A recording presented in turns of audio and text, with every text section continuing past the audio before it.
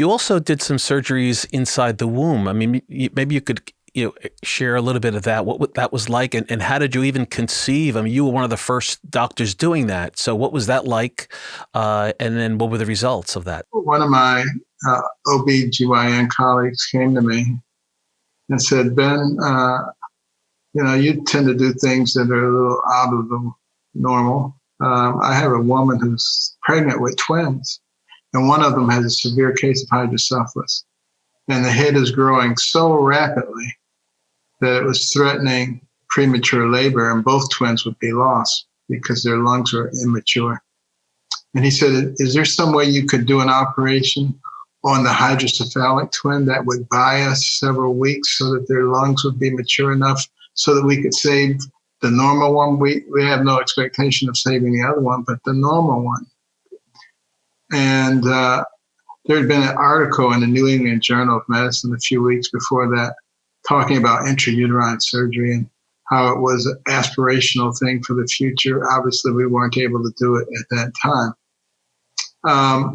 But they needed it at that time. So I was aware of a pediatric neurosurgeon who was doing some experimental work on intrauterine surgery on sheep in Philadelphia. So I contacted him. Said, do you think maybe we could modify what you're doing for people very quickly? And we actually were able to modify it. But then I couldn't do the operation at Johns Hopkins because the ethics committee said, this is too far out of norm. We really can't sanction that. So I went to one of the community hospitals with no ethics committee. We did it there. And it was amazing watching that head shrink on the ultrasound right before our eyes. And we were able to buy a few more weeks. And the lungs were mature, and both babies were delivered. And it was a big national story. Yeah, no, I know. And at first, some of the critics were saying, well, that was unethical. We're not ready to do that. Except then it became clear that not only was the normal baby okay, but the hydrocephalic baby was okay. And then they started saying, well, I would have done that too. But some years later at a banquet, this elegant, beautiful, statuesque young woman comes up to my wife and says, are you Dr. Ben Carson's wife? And she said, yes. And she said, your husband operated on me and my twin sister while we were still in our mother's womb. Oh, wow. And I just want to thank you. And that's why no one's ever going to convince me that what's in a mother's womb is a meaningless bunch of cells. Yeah. That leads me to the next question. I know that you're a big advocate on, life, child in the womb.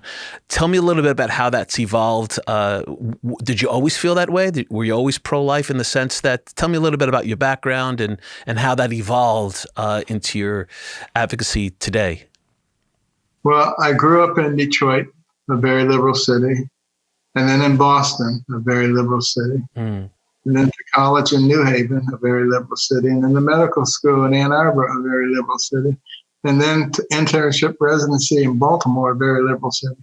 So I was very liberal and embraced most of the liberal concepts, including being pro-choice. And, I personally didn't think that abortion was a good thing, but I said, what right do I have to tell somebody else what they should be doing? So for that reason, I was pro-choice.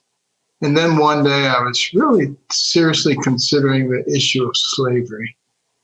And I said, slave owners felt that they owned the slaves and they could do anything they wanted to them. Kill them, beat them, rape them, whatever they wanted to do, because it belonged to them. And I said, what if the abolitionists had said, well, I don't believe in slavery, but you do what you want to do? Where would we be? And I said, maybe we do have a responsibility for others. And in fact, if you look at the book of Proverbs, the 24th chapter, 11 and 12, it talks about those who are innocent, who are being drawn into death. And don't you have a responsibility? And you can't just say, I didn't know about it, because the Lord will hold you responsible. So all of that had a tremendous impact on me, and I began to recognize that You can't just let people be slaughtered and torn apart and just turn your head and say, yeah, it's a woman's right. That's the most sacred bond there is on earth, a woman and a child.